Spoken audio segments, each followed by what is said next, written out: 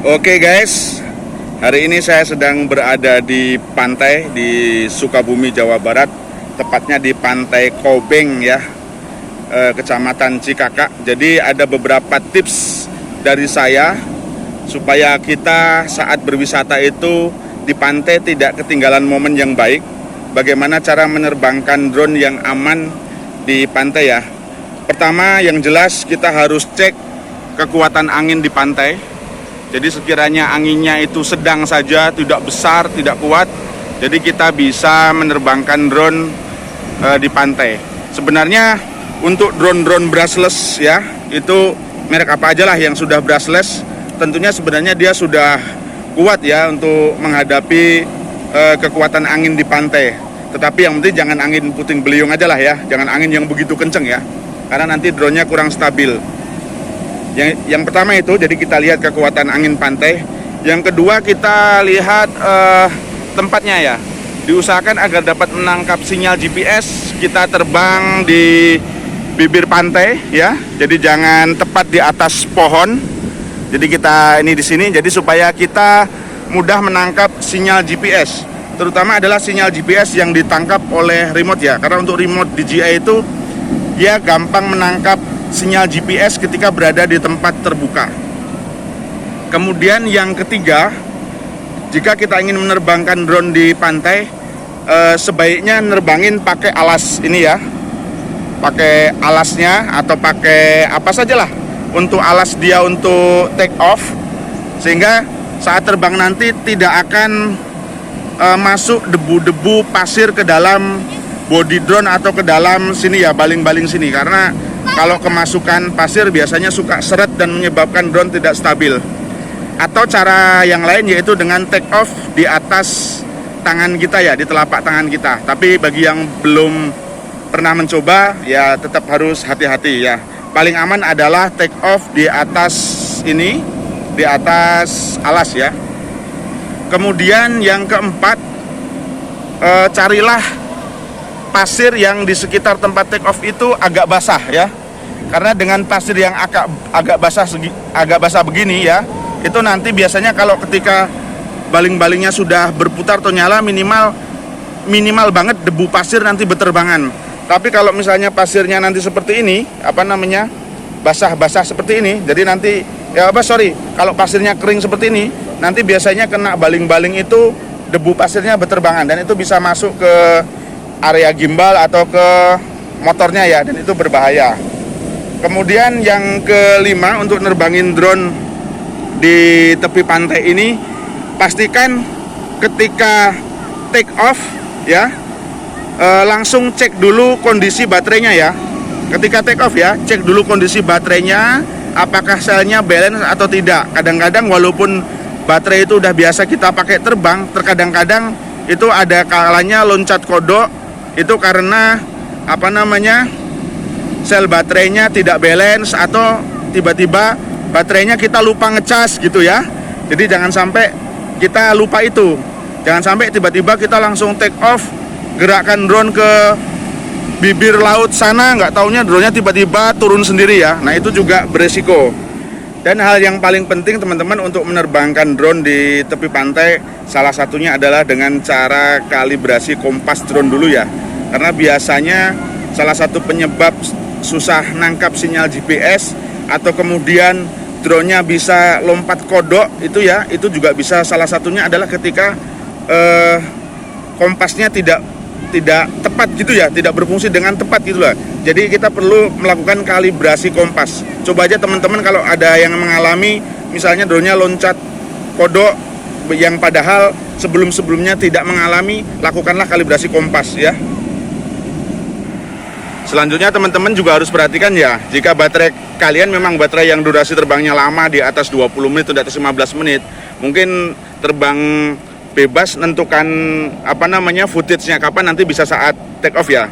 Tapi jika baterai teman-teman sekalian itu terbangnya waktu singkat seperti DJI Spark ini ya, mungkin terbangnya hanya 10-12 menit kalau baterai original, atau kalau baterai mode mungkin bisa sampai 16 menit, 18 menit. Jadi kalau baterainya singkat tentu teman-teman harus pertimbangan dulu ya. Jadi sisi mana yang harus diambil ya, Kemudian momen apa yang harus diambil itu harus diperhatikan masak-masak sebelum kita take off atau menerbangkan drone. Ini tujuannya agar kita mendapatkan momen yang tepat tanpa harus pusing dengan durasi baterai yang pendek ya. Kemudian yang terakhir saya rasa ya perlu sekali jangan lupa memasukkan memori ya. Jadi karena jangan sampai kita kehilangan momen yang bagus. Nah, ini saya ternyata lupa ya. Ternyata memorinya belum saya masukkan ke sini. Nah, ini hampir aja saya lupa. Jadi jangan sampai lupa membawa memori untuk merekam momen-momen kita di pantai. Nah, yuk saya akan mulai untuk menerbangkan drone di pantai sini ya. Kebetulan pantainya lagi bagus, ombaknya lagi bagus, cuaca bagus, angin sepoi-sepoi ya. Oke, mari kita mulai. Oke, GPS sudah masuk, jadi sangat mudah sekali menjangkau GPS. Ini kita tes arming dulu ya. Nah, oke, aman. Arming lancar, tidak ada baling-baling yang error. Oke, di pojok kiri bawah itu sudah ada tanda panah ya, artinya GPS sudah ngelock. Kemudian kita cek dulu. Ini saya mau record audionya saya matikan karena saya merekam menggunakan ini ya. Ini record audio ini supaya suara drone atau suara kita bisa ketangkap, tapi karena saya merekam pakai screen recorder HP, jadi ini saya matikan. Oke ya. Kita cek baterainya dulu. Nah, kalau dalam kondisi tidak take off mungkin baterainya seperti ini. Kelihatan 4,21, 4,22, 4,22 ini masih normal. Tapi nanti ketika take off kita harus cek ya. Oke, sekarang kita take off. Kalau di pantai saya lebih suka take off manual daripada take off otomatis ya. Take off.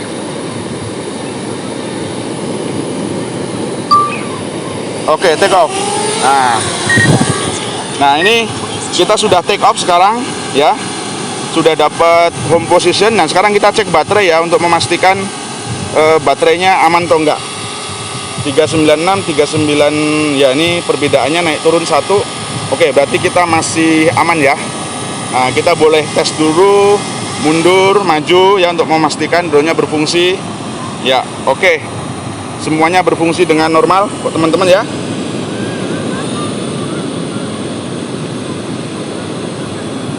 Kita tes dulu apakah gimbal saya normal. Takutnya gimbalnya miring ya. Oke, gimbal berfungsi dengan normal. Kita tes putar kanan, putar kiri. Oke, kalau sudah kita tinggal ambil momen ya.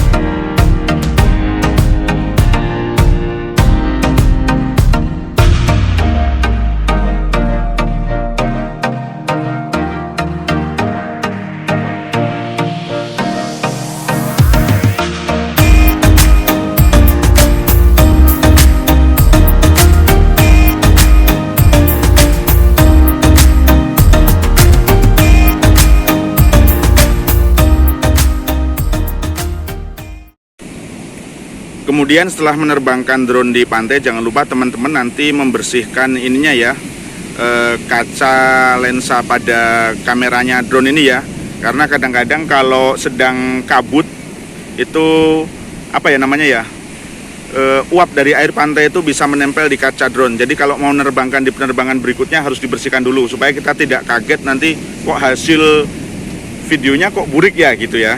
Kemudian jangan lupa nanti membersihkan bagian motor ini dibersihkan supaya dia tidak karatan jika terkena uap dari air laut ya. Nah teman-teman, setelah selesai menerbangkan drone, baiknya jangan langsung dimasukkan ke dalam tas baterai drone-nya, karena baterai ini masih panas. Sebaiknya dia ditaruh di luar ya, karena kalau baterainya masih panas kita masukkan ke dalam tas dan ditutup rapat, itu biasanya baterainya akan lambat untuk turun suhunya atau lambat untuk dinginnya, sehingga itu dapat menyebabkan baterai cepat soak atau kembung atau selnya drop gitu ya. Jadi memasukkan baterai yang habis dipakai sebaiknya dalam kondisi adem dulu baru dimasukkan ke dalam tasnya ya. Itu tips dari saya teman-teman, cara menerbangkan drone di pantai agar efektif, efisien dan aman ya.